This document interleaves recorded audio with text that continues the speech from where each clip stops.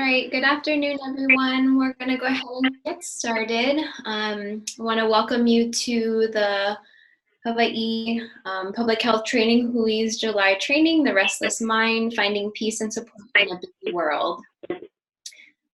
I first want to introduce myself and other trainers, organizers for today's training. My name is Stephanie Moyer, and I'm the Community Initiatives and Training Coordinator for the Hawai'i Public Health Institute. Just returning from maternity leave, so it's great to be here for my first webinar with all of you today. Also want to introduce Makamai Namahoe, our Contracts, Grants, and Operations Assistant, and also acknowledge the Hawai'i Public Health Training Hui Steering Committee. I'd like to take a moment to acknowledge our sponsors and partners for today's webinar, the Hawai'i Public Health Training Hui, the Western Region Public Health Training Center, and the Public Health Learning Network. We will be offering continuing education credits for today's training in the 5 different areas listed on the slide. Please see the slide for the different approval numbers, provider numbers, program IDs, and learning codes. And you will be receiving 1.5 hours.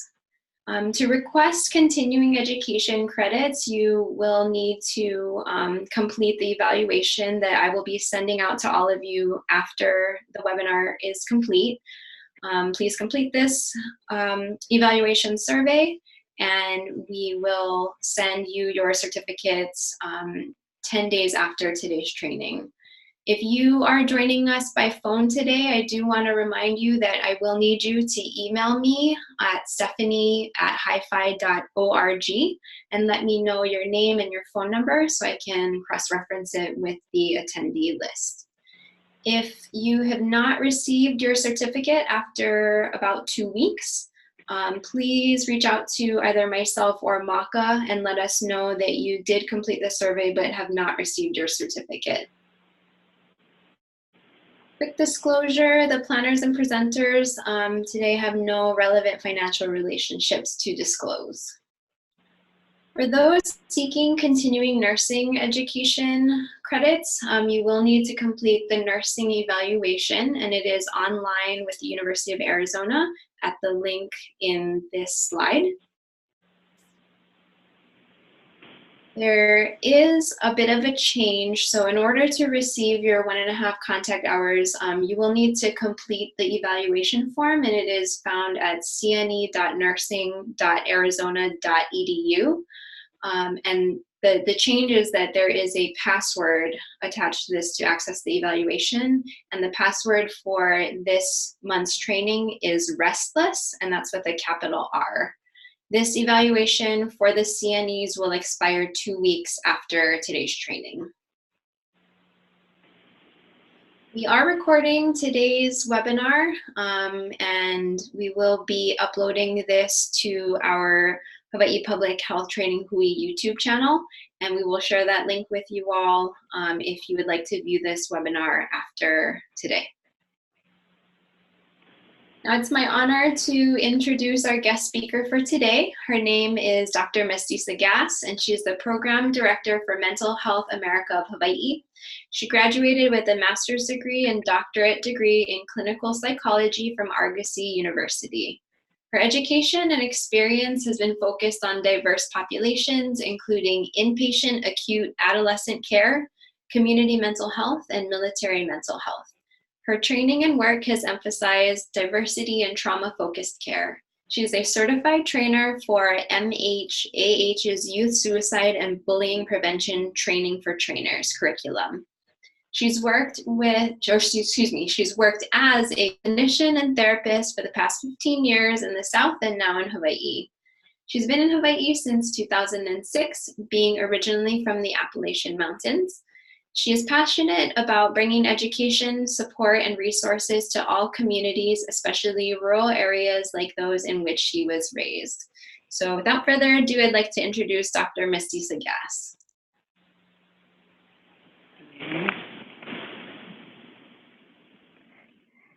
Aloha. Thank you everyone for joining me today. So what we're going to be doing is talking about a few things today, and I wanted to go over our learning objectives.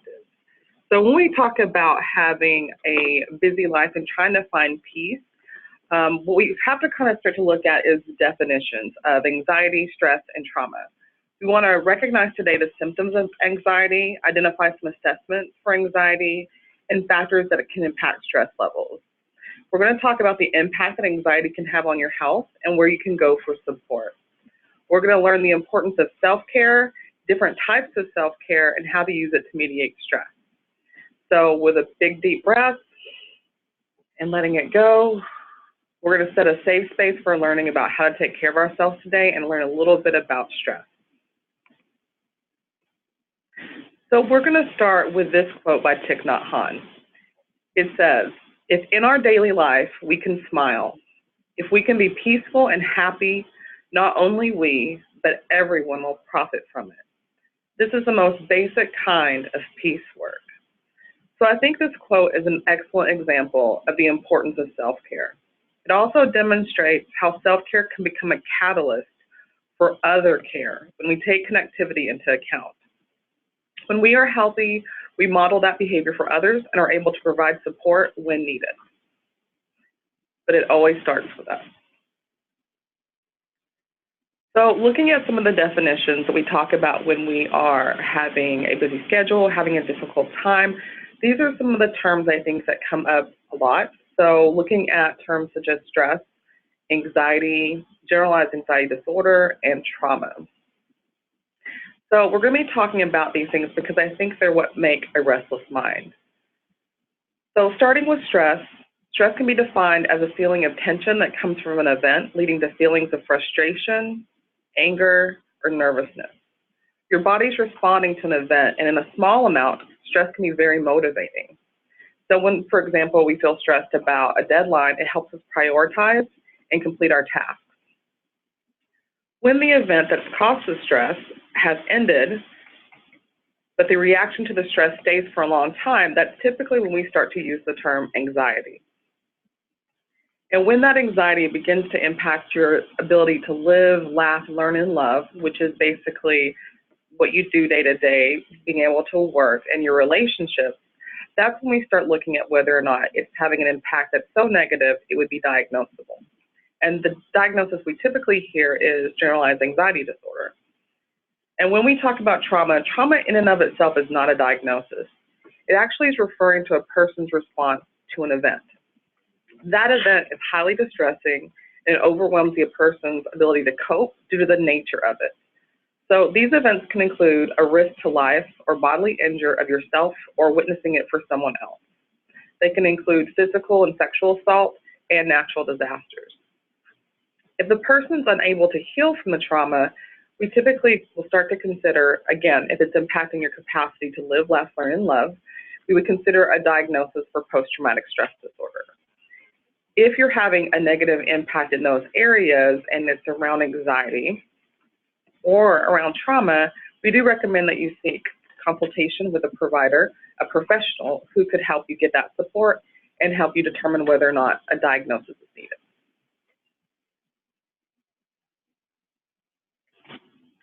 So let's look at stress in depth. So stress is actually quite a normal response. Stress is what happens when you come into an event and that event has a physiological response for you. So there's two types of stress. The first one's acute, which means it's short in duration, and the second is chronic. And so we're going to talk about chronic stress for a little bit. Chronic stress basically leads to a constant state of alert and puts you at a risk for a multitude of health problems. You have different types of health stressors, and so the top health stressors would include something such as death of a spouse or child, divorce, marital separation, imprisonment, death of a close family member, a personal injury or illness, marriage, dismissal from work, marital reconciliation, and retirement. So those are your top 10 health stressors, but there could be a number of different kinds.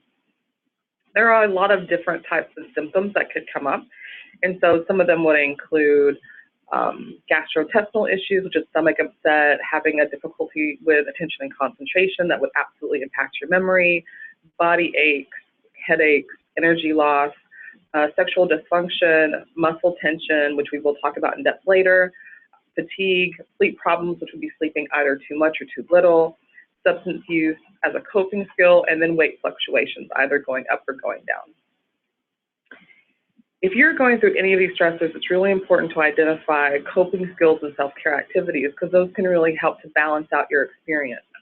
There are health problems associated with chronic stress, and those health problems can include high blood pressure, heart disease, diabetes, obesity, depression, which runs very highly concurrent with anxiety, skin problems, and menstrual problems.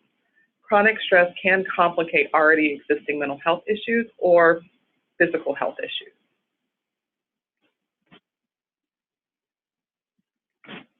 So we talk about what the top 10 stressors are, but sometimes when we look at the research, what it says is it's not always the big things. Sometimes it's a multitude of small things that add up and can have a really big impact. So what you're looking at is one scale, and it is available online. So if you're interested, please feel free to Google it. You can download it and take the assessment yourself. But this is called the hassle scale. And what it is a scale that's about 119 items. There's a place at the end of it where you can write in an additional 3 in case there are things that are happening that just aren't listed for you and you want to be able to rate them. So when you get the hassle scale, you'll look at each item specifically and you're going to rate it and you're going to say whether or not you experienced that item. So let's take the first one, misplacing or losing things. So would you rate that as being somewhat severe with a 1, moderately severe as a 2, or extremely severe? So after you've rated all 119 items, what you're going to do is you're going to add up how many items that you endorsed. So let's say, for example, out of the 119, you picked 32 that you are having an experience with and that's affecting you. Most people score between 25 to 30. So your score would fall right in the number that we'd expect for average. If your score is higher than 30, then what we would be expecting is that you would be experiencing above average stress. So the next thing you're also going to do is you're going to add up all those ratings that you did. So for those 32 items, you will add up all your 1s, 2s, and 3s, and you're going to get a number from that as well. So if your severity point, which is what we call that, if your severity points are 2 times higher than the number of hassles that you endorse, then you're also going to need to identify support and self-care because it falls above average. If anyone has any questions as we move forward, please feel free to ask them as we go. You don't have to wait until the end because I know it's a lot of information.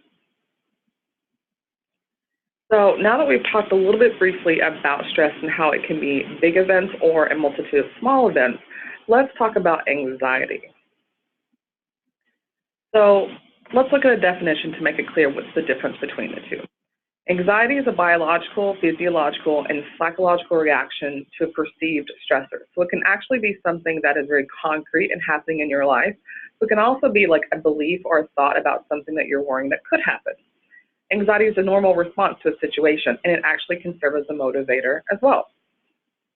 High levels of anxiety, however, can lead to dysregulation and overreactions. And those overreactions can negatively impact your ability to live, laugh, learn, and love.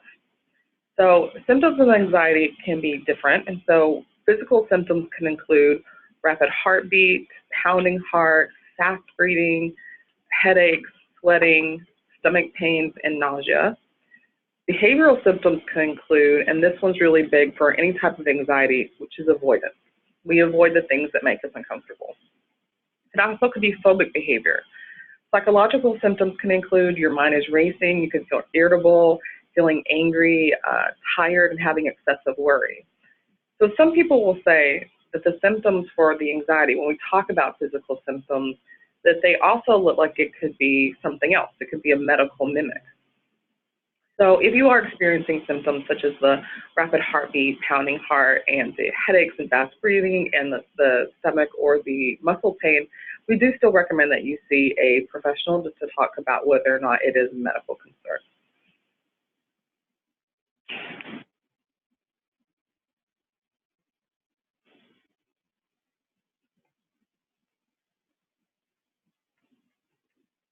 So Anxiety in its experience has been shown to increase just overall stress levels. It can raise your blood pressure, contribute to a number of different medical issues, and cutting-edge research has even shown that it can contribute to inflammation and it can cause plaque formation. So again, another reason to follow up with a medical provider if you're having high levels of anxiety or high levels of stress. So let's talk about the different types of anxiety disorders, because anxiety in and of itself is not a disorder. The one that I think most people are familiar with would be generalized anxiety disorder, because that is what most people are referring to when they refer to having an anxiety disorder. The most prevalent, the one that is most diagnosed, is actually specific phobia. And so when you think about specific phobia, that would be someone who has a fear and a high avoidance of a very specific thing. And one of the things that we hear a lot could be spiders, it could be heights or clowns. And so that would be a really great example of specific phobia. Generalized anxiety disorder is a little bit different. And what it's talking about is having that really strong and heightened reaction to a perceived event, a perceived stressor, and that does impact the capacity to function in the day-to-day, to have healthy relationships, and to work. So in America, when we're looking at these types of diagnoses, about 1 of 5 people over the age of 18 is going to be diagnosed in the past 12 months, and about 1 in 3 teenagers aged 13 to 18. So other types of anxiety disorders will include social anxiety disorder, and this is where you see a lot of avoidance of social activities, and then panic disorder, which is when people experience panic attacks, and that can be present with or without agoraphobia. So there are certain things that make us more likely to have anxiety, and we call these things risk factors. So some risk factors for developing anxiety are trauma. If you've experienced trauma in childhood or adulthood, it does increase your likelihood of experiencing anxiety. And the reason for that is that we know that a traumatic event is an event that happens that's above and beyond what you would normally expect. And so when people have a difficult time dealing with trauma, the non-recovery would lead to a diagnosis of post-traumatic stress disorder. But trauma in and of itself heightens our nervous systems, making it difficult for us to self-regulate. Another risk factor would be stress due to illness. Chronic pain and chronic illness absolutely can lead to having anxiety and also depression. And so we want to be careful when we're supporting someone or going through that to make sure that we have all the resources that we need. Stress buildup. Just like when we talked about the hassle scale, the more stress that we have, the more impact it can have on us in the day-to-day. Personality. I think some of us are sitting here going, what does this actually mean? So personality, everyone has a different type of personality, and that's just the reality. And for some people, they have more what we like to call a sensitive personality. They are good at picking up emotional cues. They are good at reading an environment, and they're sensitive to other people's kind of emotional reactions. And so if that type of personality is also paired with trauma or with chronic stress in a household, then they might be more impacted than someone who typically has a more reserved or more stoic personality. Those are things we have to look for. Other mental health disorders. So we know that anxiety can be comorbid, which just means it happens with, it co-occurs with other types of mental health disorders, such as depression or substance use. So if you have another existing mental health disorder, we always want to make sure that anxiety isn't something that you're also having to work on. Family history of anxiety. So some people will ask me at this point about genetics. So is that what we're talking about? It is, but it isn't all that we're talking about. Family history can also mean that if you have a parent in your household who has really high levels of anxiety, they're going to model for you and they're going to teach you what it means to cope with anxiety. So, for example, if you have a parent who has high anxiety and their way of coping is that they don't talk about it and they just kind of funnel all that energy into, say, work or exercise, but in unhealthy ways, then that's what you're also learning. As you're growing up in your household, you learn anxiety is not something that we talk about, and also these are ways that I can cope. So family history isn't just about genetics, it's also about modeled behavior and learned behavior.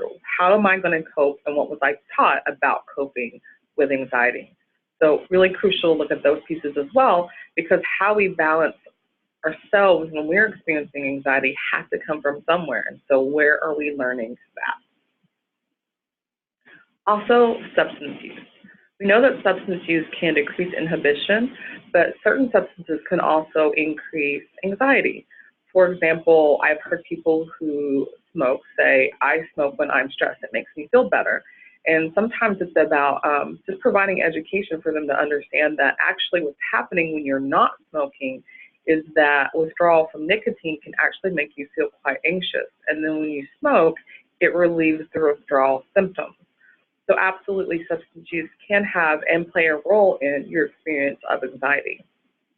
Some researchers have looked at history and to see how that can impact a person. And what they found is if you had really high levels of stress in your childhood, and then you also had really high levels of stress as an adult, then it can impact your naturally occurring levels of basically a hormone that we call cortisol. It is a naturally occurring hormone. It's one that we often call the stress hormone.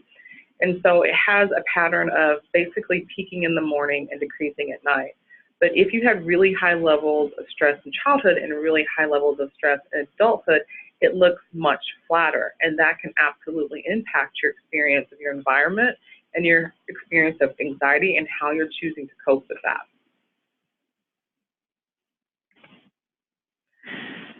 So we ask ourselves as we kind of move through things, as we get a little bit older, right? We ask ourselves, you know, is the world that we live in, is it getting more stressful? And that's a really great question, I think, to ask, because some people would say yes, because it's moving at a much faster pace.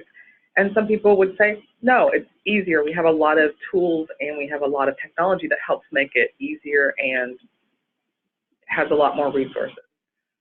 But interestingly, when we look at Barnes & Noble sales, there was a 25% jump from 2017 to 2018, and it got a lot of buzz of people talking about it, asking, like, why the jump? Why is there this huge increase? So some researchers started to say, maybe the increase is because it is getting more stressful from year to year. But then other people started saying, maybe it's about a bigger conversation. Maybe this is about the fact that we're finally talking about stress and anxiety, and we're talking about it in a way that doesn't necessarily normalize it to say, like, everyone feels stressed and anxious, so it's fine. We're talking about it in a way that says everyone is experiencing it, and some of us are having a lot of health issues related to it, and that's why we need to have a much bigger conversation about it. So when they were looking at these numbers, because really Barnes & Noble is this huge store that sells a lot of books, it's one of our biggest places to look at what's trending, and we saw that 25% jump, we started asking ourselves, like, what is happening, right? Like, why is that occurring? And so some of the conversations started to be about what could be the factors that are impacting that number and how is that impacting us. So the World Health Organization stated that about 300 million people have been diagnosed with an anxiety disorder. And there are very specific factors that can impact that anxiety. So the first one we're going to be talking about is the income of the country. Interestingly, anxiety happens in high-income countries at 5%. It's higher in these high-income countries than in other countries. And people often say, like, why is that? You wouldn't expect that to be true. But the reason we think is because the worry that we have for survival is no longer there in a high-income country. And so we can have these cognitive appraisals. We can say, I need this, I want this, I have higher expectations, I'm pushing. We can have all these cognitive appraisals about what we need, want, and how we see ourselves being actualized. Whereas if we were still worrying about survival, we wouldn't have those. And that's why they think that it's showing up more in high-income countries. Then we're talking about basically the generation. So we found that the millennials do tend to be the most anxious of all the generations. And we think that's because of expectation and social pressures that are coming from social media. When you look at any of the research, it basically says if you have a really high use of social media, it has been linked to high levels of anxiety and depression. I think it's hard for people to understand that social media is a snapshot. We don't wake up and put that photo on social media. We go through about 100 shots to pick that one photo where it's a perfect bedhead, but you still look cute, and that's the one you post. But people forget that. They forget that it is a product, it's a brand for some people, not everyone. Some of us just use it. You know, I found a pretty picture of a flower, put it on there.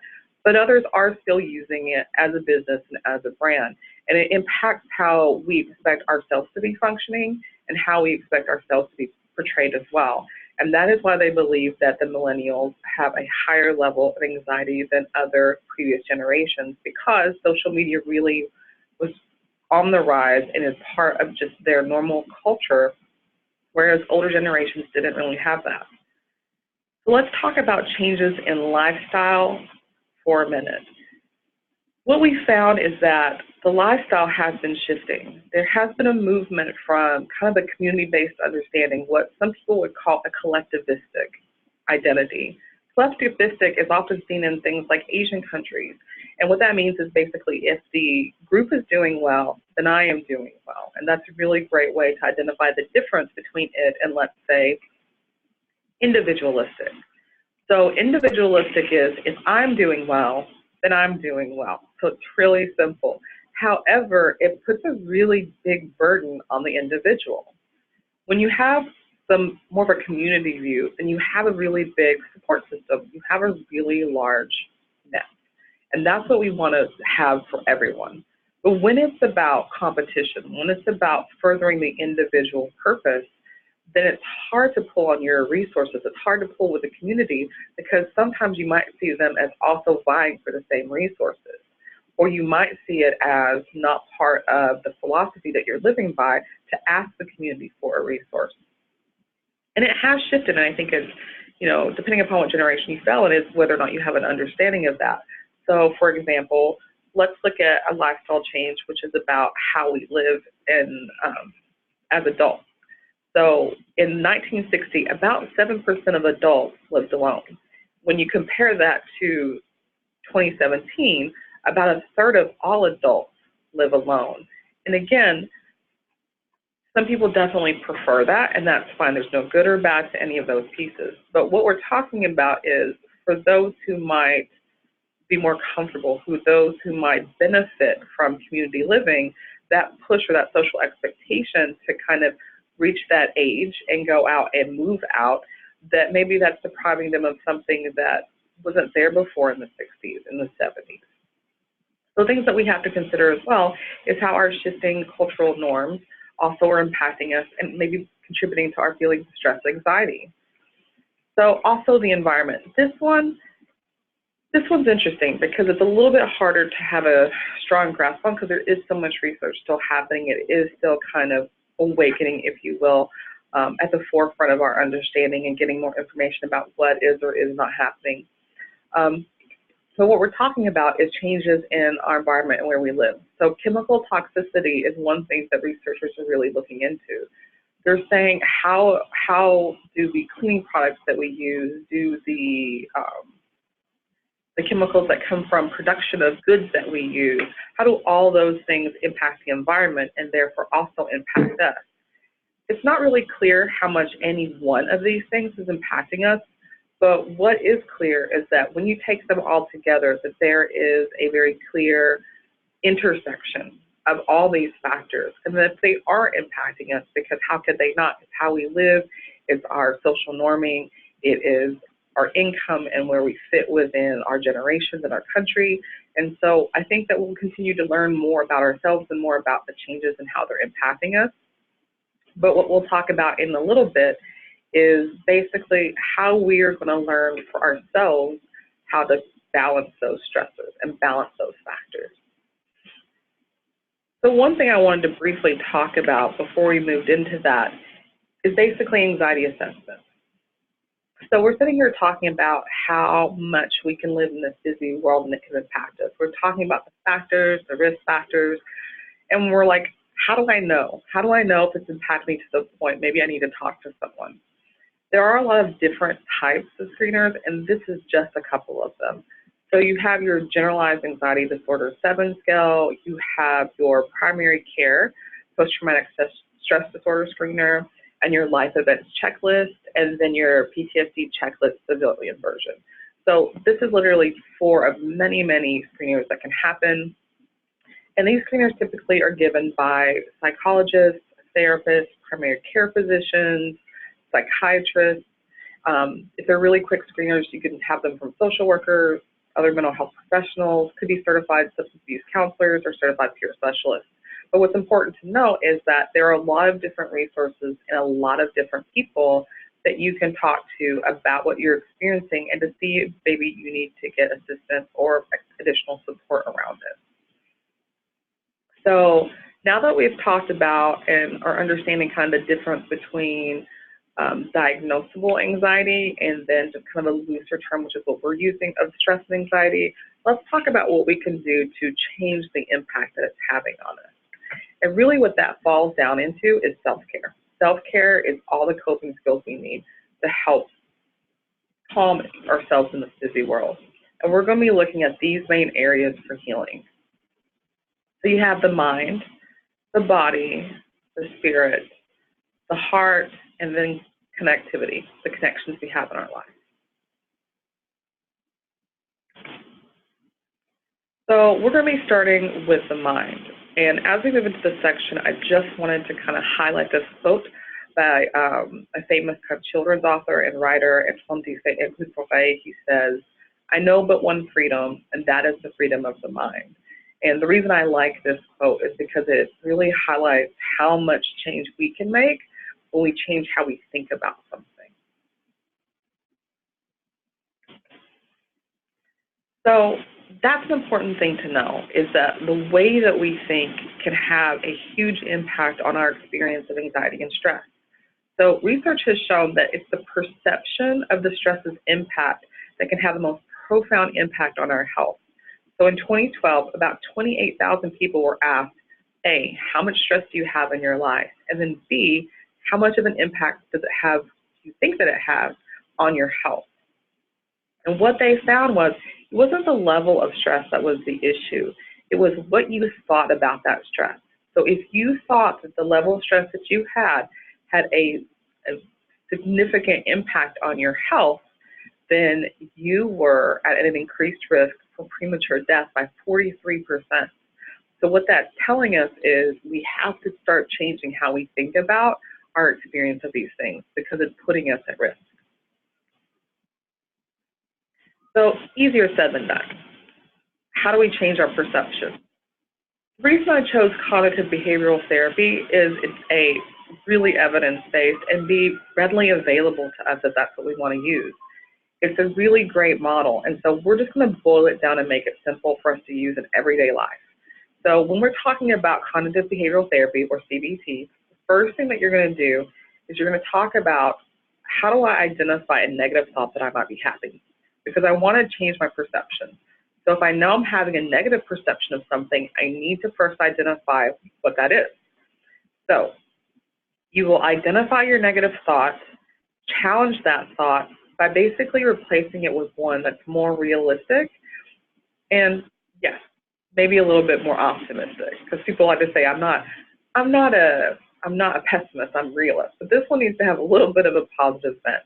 So let's take our first scenario. So you have a project due next week and you're feeling kind of stressed. So you could think or tell yourself, I'll never get it done in time, I'm too stressed.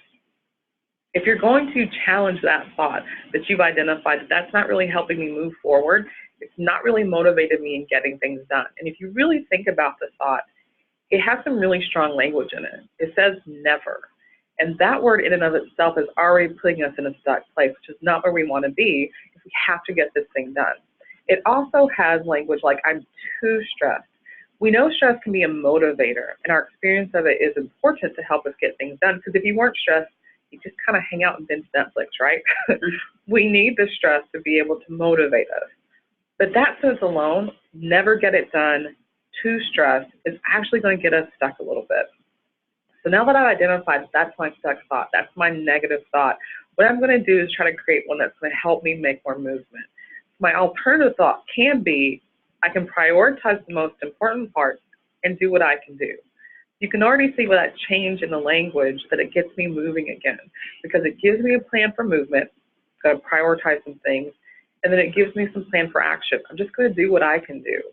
Maybe there is something that's telling me I can't get it all done, but if I never move, I won't get any of it done. And so that's really important. But I can try some other thoughts. Maybe that one's like not as helpful as I want it to be, because really this is about practicing it.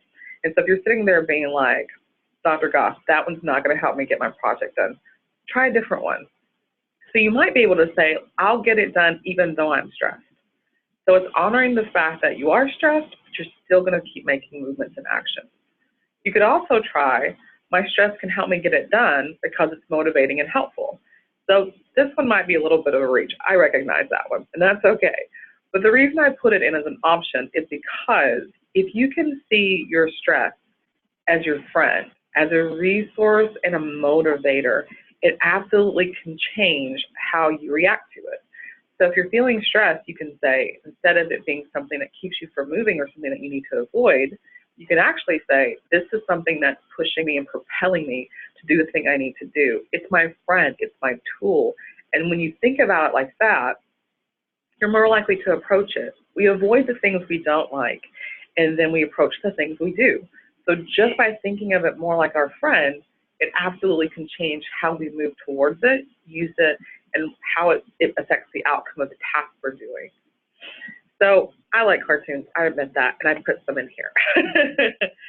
So this is a really awesome cartoon about cognitive behavioral therapy, because cognitive behavioral therapy isn't just about focusing on helping people find a reframe, like a positive alternative to a negative thought. It's also about creating opportunities. We want to create opportunities to decrease anxiety and to address avoiding behaviors. When we feel stress, again, we avoid the situation that's creating that stress. That's a normal human reaction. If this is work or a important relationship in your life, you already know that's not going to help the situation. It can actually make the situation worse. So while avoidance feels good and might work in a really short time frame, it does not work for us in the longer term. And if we continue to use avoidance as our primary coping skills, then what we're experiencing at the end of it is just compounded than what it would have been in the beginning. So by approaching it early on, we kind of skip that whole section of compounded interest from avoiding it. So I like this cartoon because it's an example of another kind of cognitive behavioral therapy skill set. So this is an example of stress inoculation. Basically what stress inoculation is, it's a type of therapy where someone, in this case, it's going to be a grocery scanner, they're exposed to their stressor in a controlled environment. And the reason that we do that is if we control the environment, they know what the expectation is, then basically what happens is it gives them a place to practice their resilience, and that's really what we want. So let's go ahead and look at the cartoon. So you have your therapist, and he says, okay, so the next part of the cognitive behavioral therapy involves me placing this packet of ham, and the scanner says, right, like in your bagging area, because I think we've established that a lot of your anxiety issues find their locus, as it were, in your feelings about your bagging area. Yes. Okay, so just to clarify, I'm going to put some ham. Scanner says, yeah, some ham in your bagging area. See, he's setting that control. The scanner says, yeah, in my bagging area, some ham, yes. Okay, right, let's do this. The therapist puts the ham there.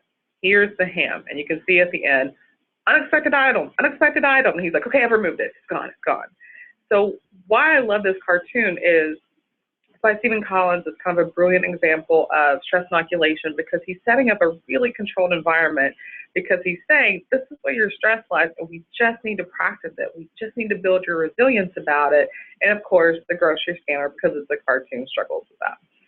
So we can use these same skill sets.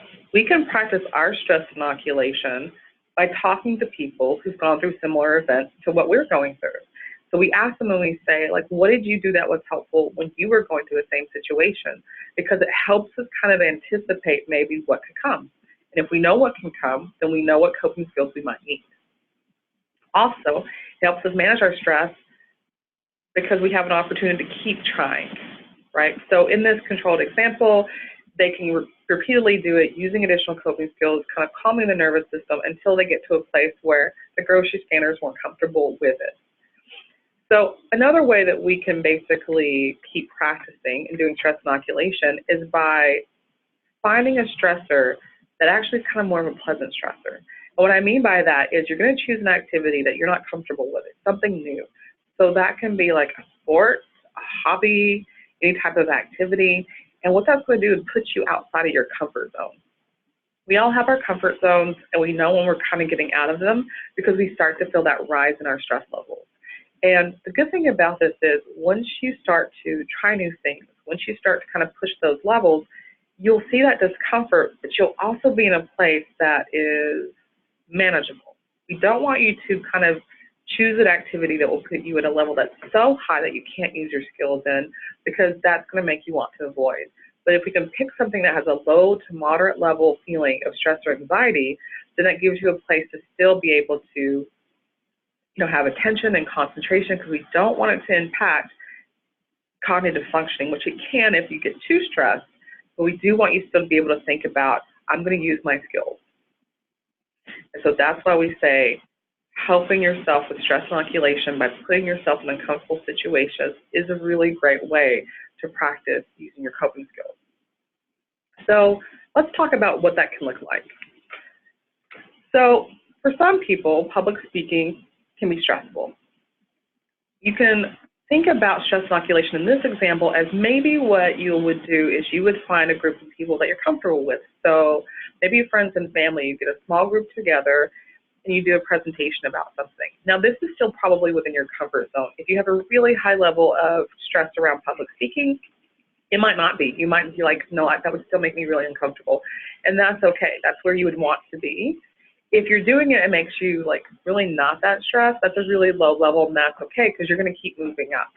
So then maybe the next time you would be doing it for like a small group of coworkers that you're comfortable with. And then you would keep expanding it and keep getting the group larger and with people that you're not as familiar with, so that at every step of the level, you're using your coping skills and you're learning how to manage that stress level. And you're recognizing that the stress isn't really the issue. It's the management of it that's making you so uncomfortable. And by doing that, you'll gain confidence, you'll gain a feeling of mastery over the thing that you're working on. What we don't want to do is we don't want to feed into the avoidance. Again, anxiety and stress definitely have a component that makes us want to avoid the thing because we like to feel good. But if you avoid, let's say, for example, that public speaking opportunity, then your stress will never decrease. And every time you come into a situation where you might want to do the public speaking or have to do the public speaking, your stress level will still be the same. You might also do stress inoculation with that kind of cognitive reframing and say, if I'm telling myself I can't speak in public, it's too scary, I could change that maybe to, even though I feel stressed, it's still good practice to speak in public.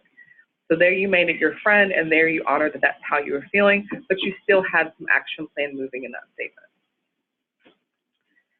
So let's talk a little bit about other things that we can do. So we're talking about self-care, and we're talking about the mind. And one of the things we want to highlight is unplugging from technology.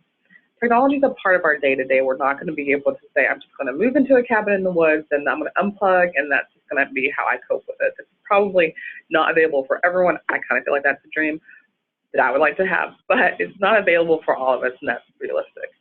When you unplug from technology, you open a time and space for other self-care activities. So you could take the time instead to take a walk in nature, meditate, bake, create something. All those things can give you kind of a breather from the rush in the day-to-day.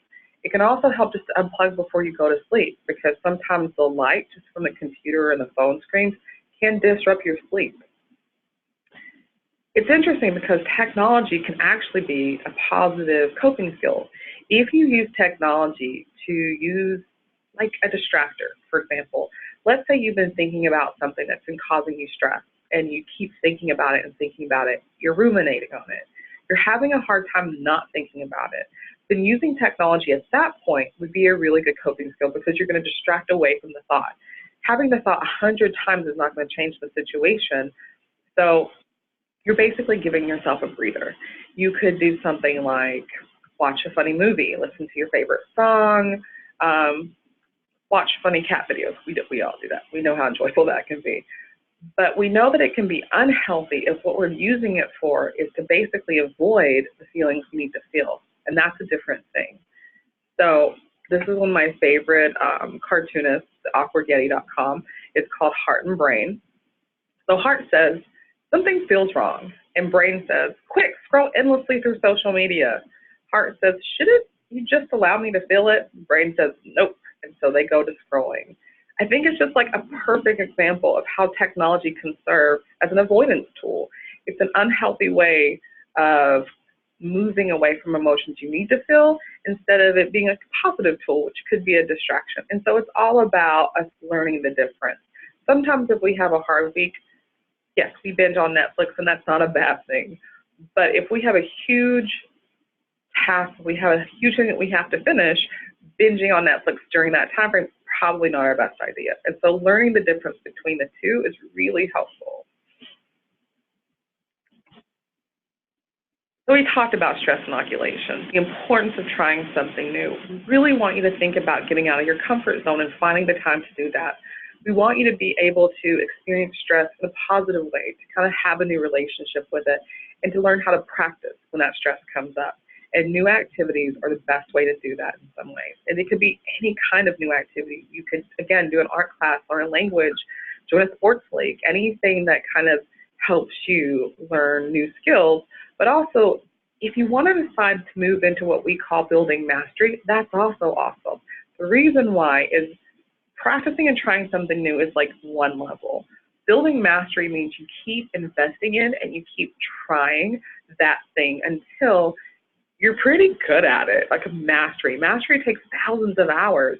But the reason that we really promote that for people is because when you have mastery over different things, whatever they may be, as long as they're healthy and they make you happy. But if you have mastery over things, it actually helps build confidence and self-esteem. It gives you a really strong sense of identity. I'm good at that. This is a skill I can offer to the people around me. And that's what we want for you to have. Now, I try to practice what I preach, and so I'm going to share with you, and this next slide's a little uncomfortable, but I'm still going to share with you me going out and trying something new.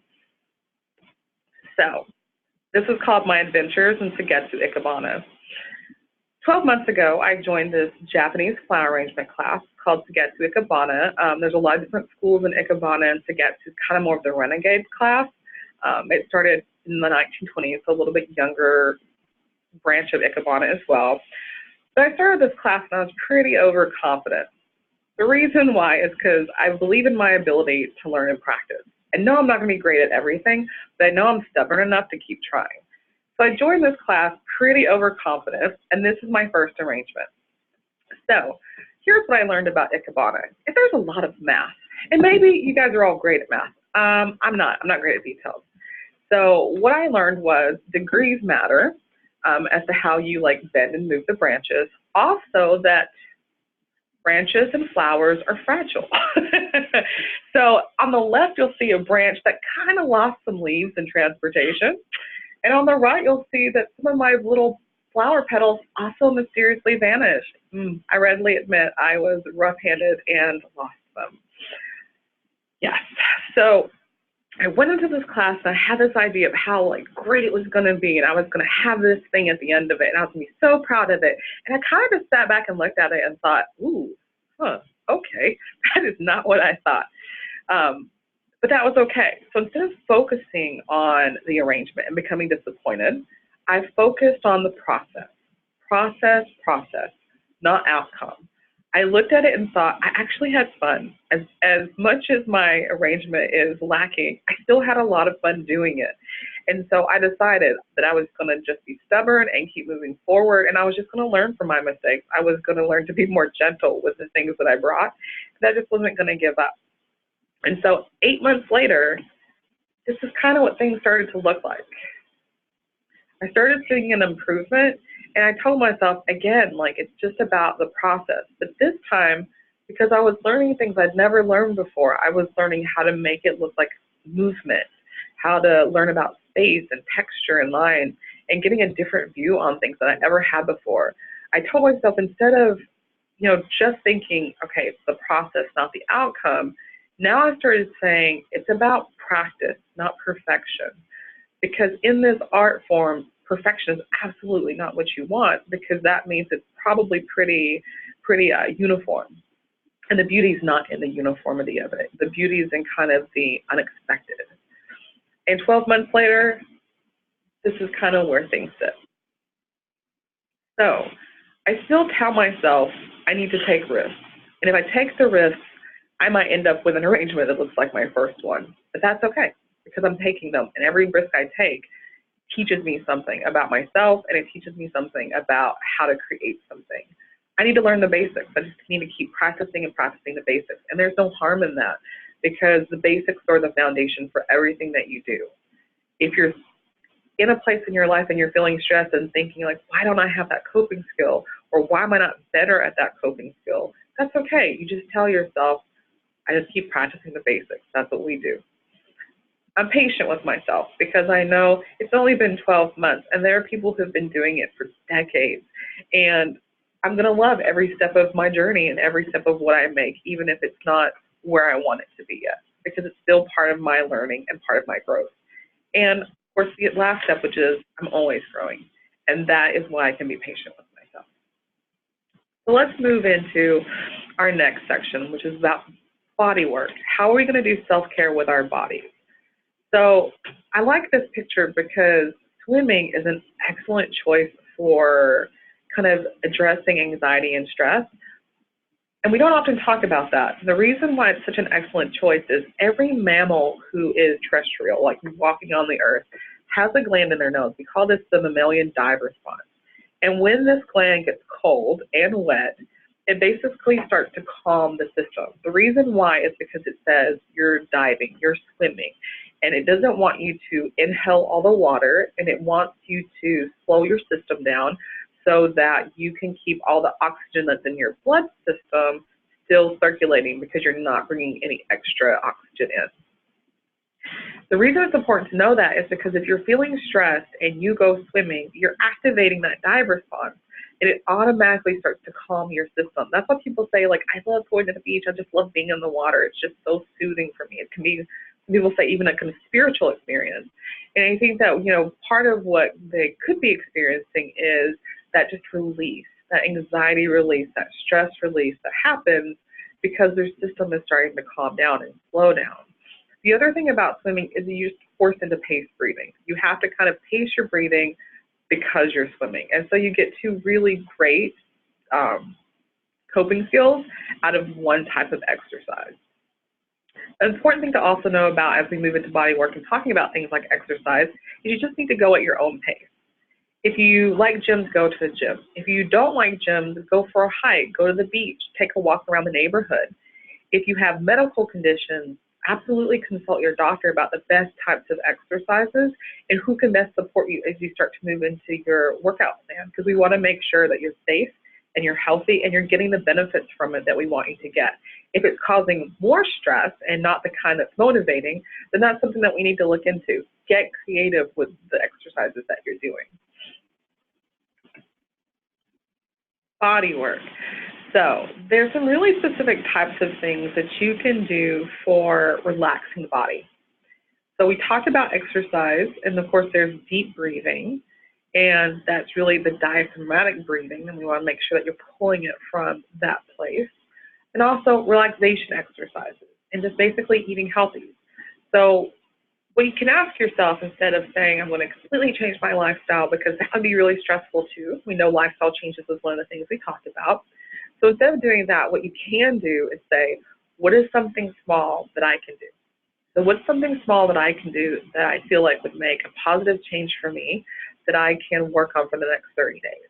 And then every 30 days, you can add something new and small. And then it accumulates over the year, and it accumulates definitely over the years until it doesn't feel stressful. It feels like something that was very doable and achievable and feels good. It feels good that you got to do those things. We are going to focus on some of the relaxation pieces. So I am a huge supporter of autogenic training, diaphragmatic, or what some people call peace breathing or deep breathing, and then progressive muscle relaxation. But there's also biofeedback assisted relaxation. But we're going to focus really on autogenic training and progressive muscle relaxation. So autogenic training, how does it work? So this is like a widely used relaxation skill. Basically what it does is it uses your mind's influence over your body to control your body functions, such as breathing and heart rate. When you're doing autogenic training, you might actually feel like tingling or warm or heaviness in your limbs, and that just means that your blood flow is increasing. Some people even reported like mild twitching. So here's how autogenic training works. You find some place where you're comfortable and you sit down, and then you basically take a really deep breath. We always start our exercises with deep breathing because I think it helps center us, but it also gets a little bit more oxygen to the brain, and we always want to do that, right? So first you're going to sit, take a deep breath, and then slowly exhale. You're going to concentrate with every breath on your breathing. If you're comfortable, close your eyes. It actually helps take some of that distraction away from you. So with your eyes closed, taking in deep breaths, you're going to say to yourself, my breathing is rhythmic and smooth. And again, my breathing is rhythmic and smooth. One last deep breath. My breathing is rhythmic and smooth. As you relax, your breathing will become slower and steadier. Now I want you to concentrate on your right arm and hand, saying to yourself, my right arm and hand feel heavy and warm. Taking in a breath, my right arm and hand feel heavy and warm. One more time. My right arm and hand feel heavy and warm. Taking in another deep breath.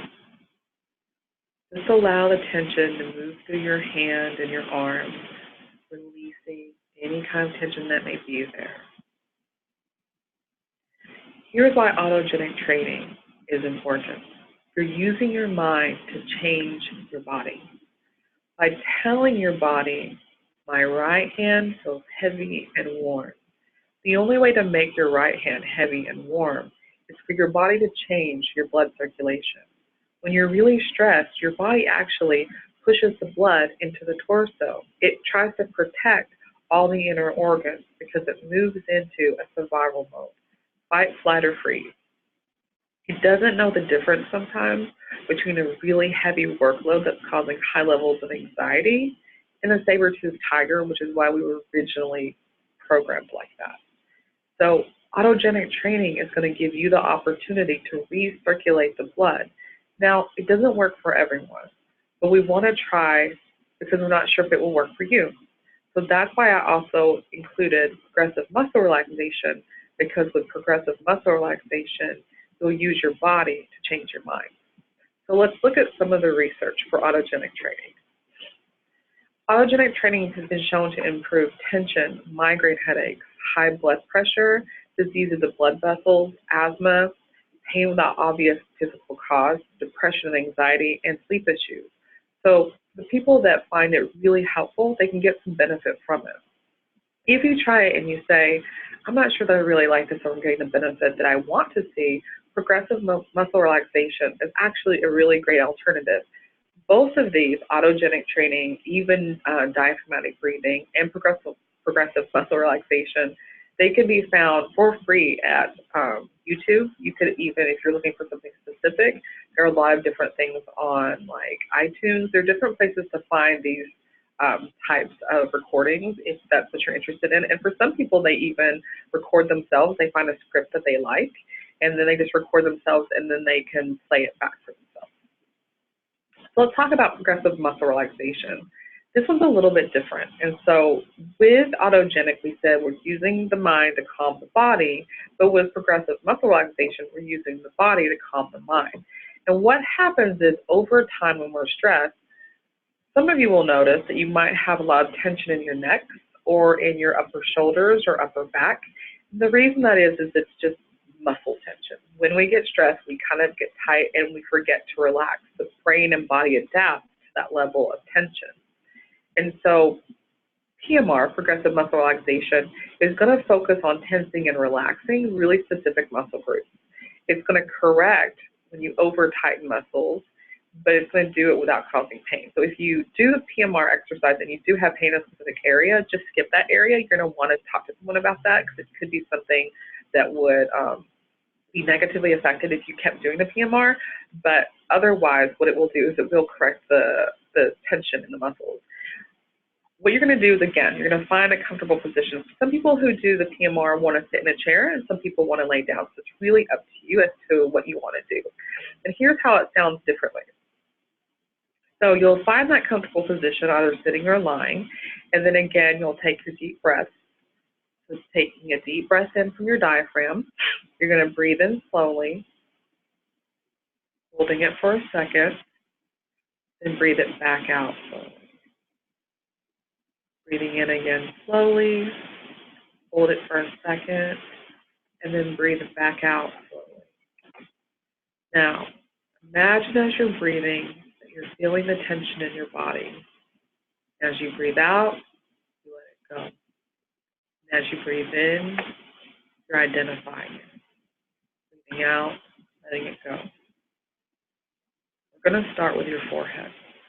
I want you to raise your eyebrows as high as you can, holding for 5 seconds. 1, 2, 3, 4, and 5. Now release.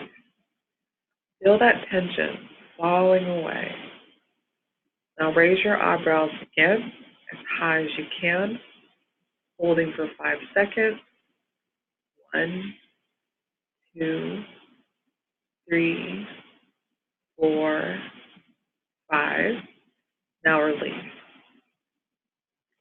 Now let's move to your mouth. Smile as widely as you can, feeling the tension in your cheeks. And then hold that for 5 seconds. 1, 2, 3, 4, 5. Feeling the tension, gently releasing. Again, smiling widely. Hold for 5 seconds. 1, 2, 3, 4, 5. Now releasing. Let's move to your shoulders and lift them. Shrug them as high as you can up to your ears. Let's hold it for 5 seconds. 1, 2, 3, 4, 5. I'll let it go and drop them and drop the tension in them. And one more time. Lifting the shoulders, shrugging up to your ears. 1, 2, 3, 4, 5. Letting it go and dropping them down. So this simple exercise can be used on the entire body. And what you would do is you would do the facial muscles, you would move through your shoulders, your back, arms and legs, and it's going to decrease the muscle tension. And as the muscles begin to release, your brain will interpret that as relaxation and will say, I must be getting relaxed. And that's why it's important to have 2 different approaches, because some people will like the autogenic and some people will like the PMR. It's really about what works for you. I love this little cartoon. Clearly I love cartoons, but I also love cats. So basically in the picture, you have 2 little cats looking at each other, and the one cat says, what are you doing? And the other cat says, yoga. The reason I kind of think this is so clever is Savasana is like my favorite position, as I think it is probably a lot of people.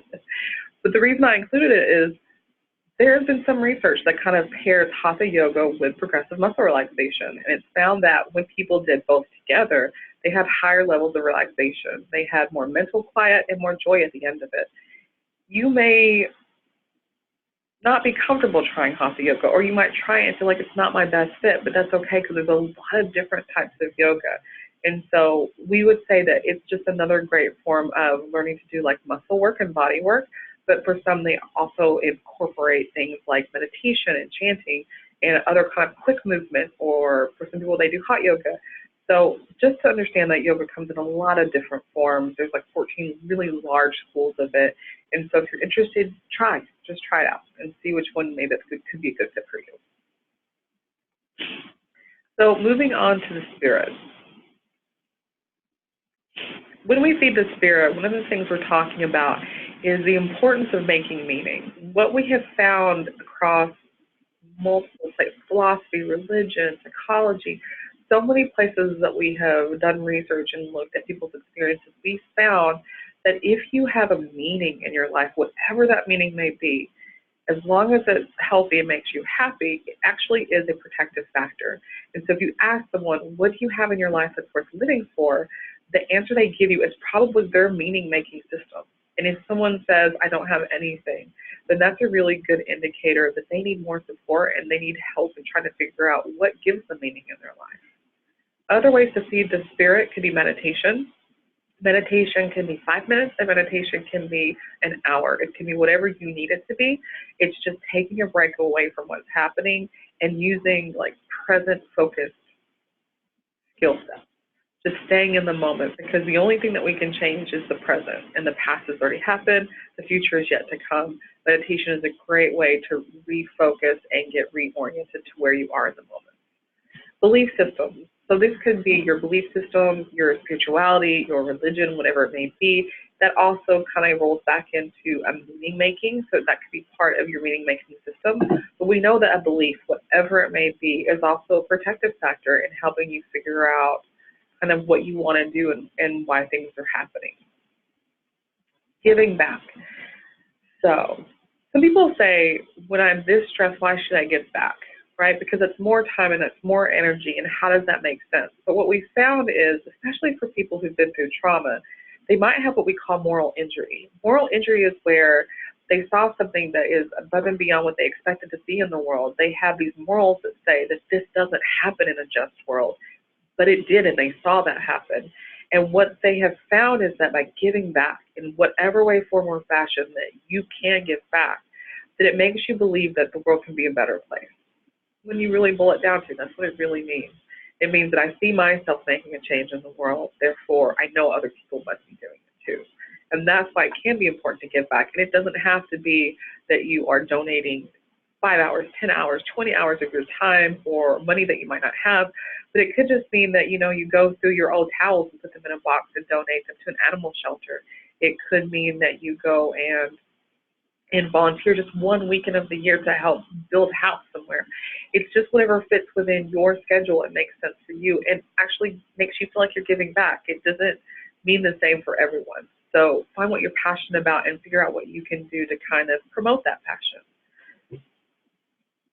Other ways that we can see that people use to kind of work on this part is gatas. So gatas, Thich Nhat Hanh is really well known for using gatas, but they're basically just short verses that help you practice again the mindfulness, which is the present focus. And so I put in a couple of examples of what those can be. So again, practicing what I preach, I have a couple of gatas in my house, and so every morning that I brush my teeth, I have one, and then every night before I go to bed, I see one. And it's just to remind me that, stay humble, stay at peace as much as you can, but just to recognize that, we're all in this experience trying to make the best of it. So this is an example of a gata for sitting down.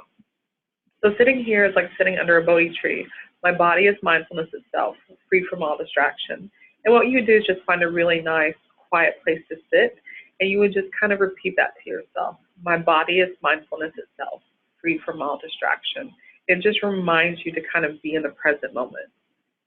This one is just for watering plants. For those of you who like to garden, don't think you are cut off to your plant. This water comes to you from the earth and the sky. You and I have been together since the beginningless time.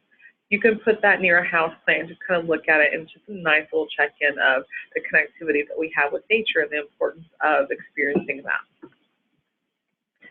So let's look at the heart connection, where the emotions fit into this. When we looked at some of the research about this, we looked at about 2,000 people from 8 different countries, and we asked them about emotions and happiness. We said, is it that you should feel the right emotion in a situation, or is it that you should feel good? So the theory that they kind of moved into was thinking it must be that you should feel the appropriate emotion. Like even if you're stressed, you should still kind of pretend to be happy instead of feeling the one that's authentic. And what they found was it's not actually true. It's way more important to feel how you feel about something instead of pretending like you don't. That's what makes you feel better. If you're angry, feel angry. If you're sad, feel sad. And if you're happy, feel happy. Feel all the emotions that you need to feel, because emotions inherently aren't good or bad. Emotions are just information. They're telling you how you feel about something. Your behavior and how you choose to handle that emotion could be whether or not you get feedback about that being good or bad. People might have a feedback to give you if you're angry and you're yelling. But just feeling the anger isn't good or bad, it's necessary, because that's what's going to make you feel the best. And that's what all the research says. I think that, and this kind of brings us to our next piece, I think that we have gotten into this mindset of you need to follow your bliss. So Joseph Campbell, who was a really famous writer, he studied mythology, he famously said, if you follow your bliss, you put yourself on a kind of track that has been there all the while, waiting for you. And the life that you ought to be living is the one you are living. Wherever you are, if you're following your bliss, you're enjoying that refreshment, that life within you all the time. And people misinterpreted that. People said, Joseph Campbell said, I need to follow my bliss, so I'm going to go on a hedonistic journey and only follow bliss. And so years and years later, people talked to Joseph Campbell about that and said, you know, what do you think about people thinking that following your bliss is about being happy all the time? And he said, I wish I would have said, follow your blisters instead. Because really what he was trying to say is the path is your path. And that even if it hurts, even though growth is painful, even though feeling your authentic emotion is challenging, it's still what's best for you. And so I think that's what we have to kind of keep in mind. We're not always going to be happy, even when we're trying our best and using everything at our fingertips, all of our resources. Sometimes it's hard because it needs to be hard. And so I do love this idea of, instead of saying follow your bliss, we say follow your blisters. So again, another quote, which is from Ralph Waldo Emerson, nothing can bring you peace but yourself. So we have to know that when we are talking about mediating some of this anxiety and some of the stress, that really it comes to us devoting and making it a priority in our own lives, that we are the necessary tool to find that peace. And last but definitely not least is the idea of connection, how we are all connected and how important those relationships can be for us. So the connections are really talking about your social support system. This could be family and loved ones, but also understanding of the human body needs physical touch, and that is absolutely true. Developmentally, it's crucial at certain points of our age ranges when we're talking about little babies, even up into adulthood. It helps us regulate our systems. So it's really crucial for us to understand the importance of those social support systems, having that physical touch in our lives, knowing that we are part of a larger system, a larger community, and so we are giving back and we're volunteering and we're making those relationships. Everyone's different, and so you know, I kind of run with a really big tribe. That's what I always say. Like, I have a lot of friends, I have a lot of family, and that's what makes me feel, that's my life. That's what makes me feel good. But for some people, they're really about like a really small, intense relationship with a couple of people. And again, neither one is good nor bad. It is fit. Is that your good fit? And if that's yours, awesome. That's what we're going to do. Even spending time with animals, that's a way to connect back with nature and connect with another living creature. So using that example, because I really like animals, but also I get to show off my dog. So let's just take that part as an example, spending time with animals. You could, if let's say you need that kind of assistance, you could have animal therapy or an emotional support animal. You could have a personal pet. You could volunteer at an animal shelter. You could foster for a short amount of time with rescue kittens, puppies, animals. You could sponsor an endangered animal if you wanted to kind of go on that route. If you want to take a walk, do it with a friend and their pet. You could spend a day at a cat cafe. So there's a multitude of ways that you can approach any of these types of connections. It doesn't have to be just one fit for everyone. That kind of brings us to the end of our presentation. Thank you so much for joining me today, and I just really want to open it up if there are any questions. There are references at the end of the presentation. If you want to follow up with any of those things, also feel free to contact me with any questions that you may have about it. But yes, let's open it up to any questions people may have. Okay, I have a few. I hope someone on the webinar can hear me. PTSD is also common with caregivers, particularly long-term caregivers where recipients of care have demanding needs. Is this not common? I think what you, and correct me if I'm wrong, but I think what you may be talking about is kind of the experience of caregiver burnout. I think that when we are looking at the importance of self-care, when you have someone who is a caregiver for someone who has really high demanding needs, absolutely that begins to impact their self-care. It increases the stress and anxiety that they experience, whether or not they are seeing that as being traumatic in its nature is kind of dependent upon the person. But it is crucial to be able to have a support system of other people to talk to when you are a caregiver, to also use that support system to take time away from the situation so that you can invest in you. We can't give what we don't have, and so I have done therapy for many years, and I would always say, like, you can't pour from an empty cup, and I need to know that myself.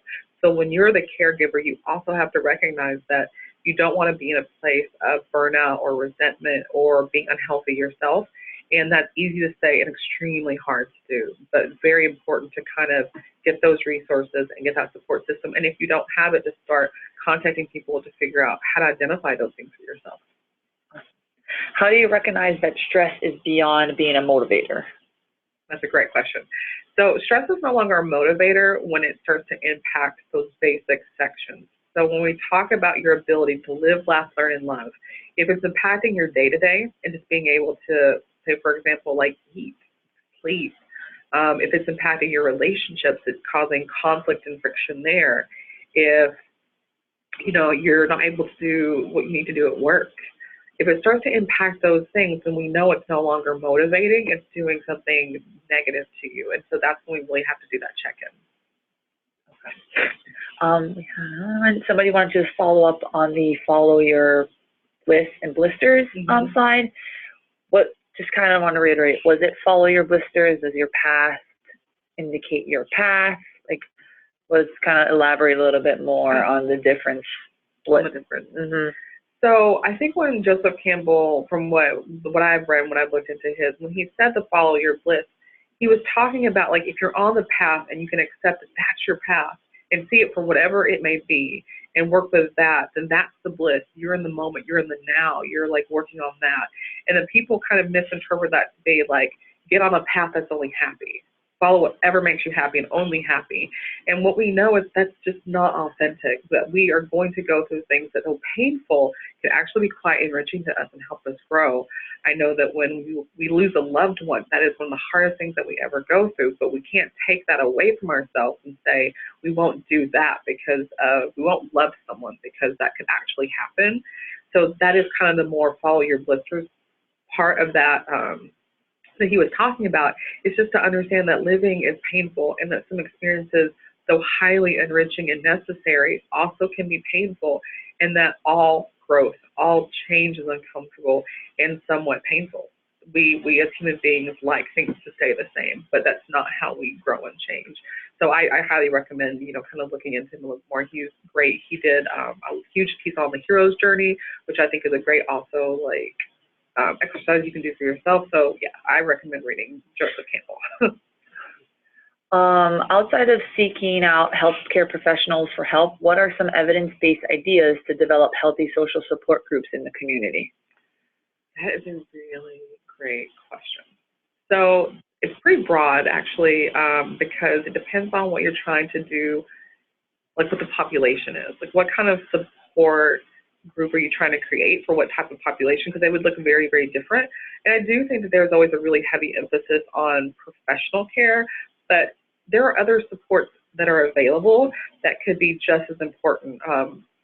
You can have peer-led support groups.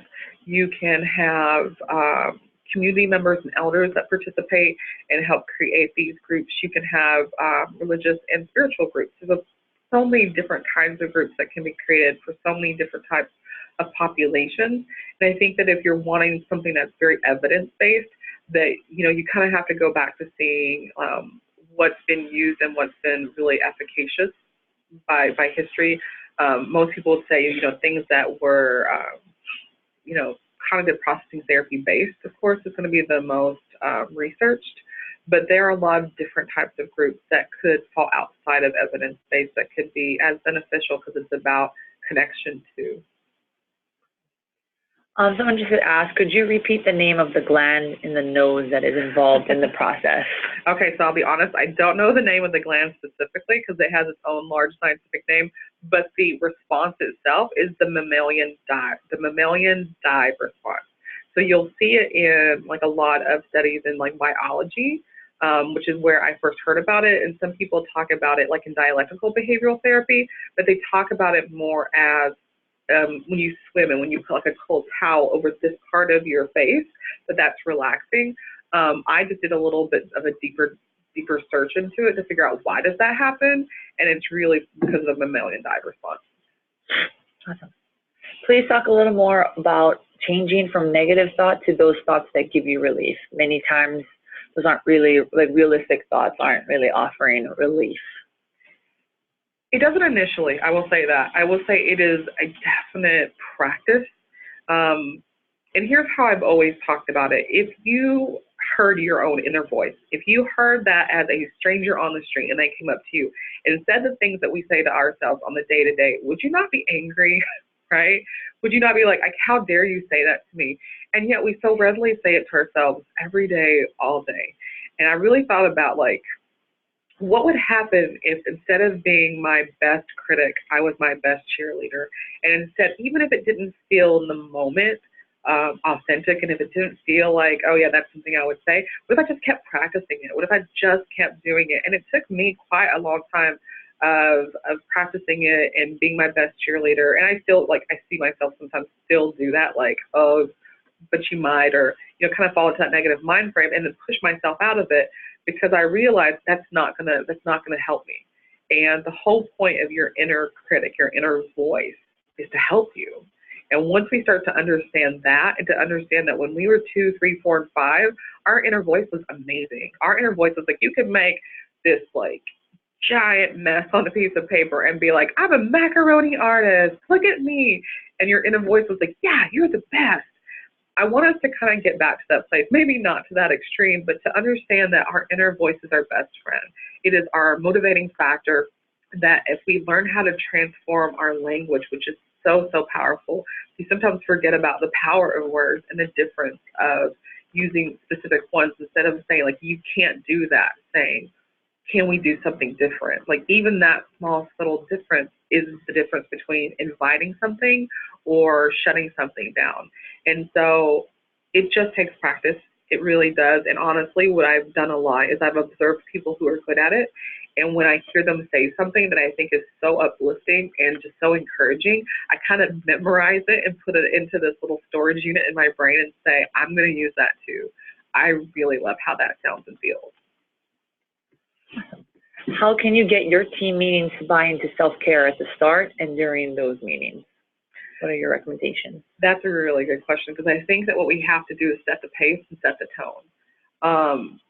We always talk about self-care, and we're not always great at like just doing it. Or we're not always great at having that be just a normal part of our environment.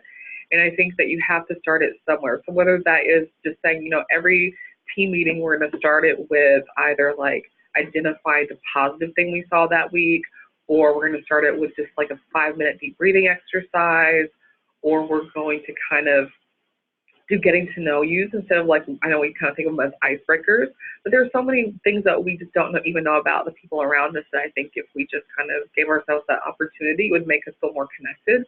And when we're more connected, we're more invested in making sure we're all okay. And so it's about setting a safe space and making that the framework and doing a little bit of change at a time, because I think it's a hard cultural shift. And so by doing a little bit, it just keeps changing the way that we talk about it. Okay, folks, we have time for maybe one or two more questions. If you have any questions, feel free to drop them in the chat or the Q&A portion over here that's available as well. So if anyone has any questions, please feel free. We have Dr. Cass here, and she's definitely willing to answer any questions, and she's awesome.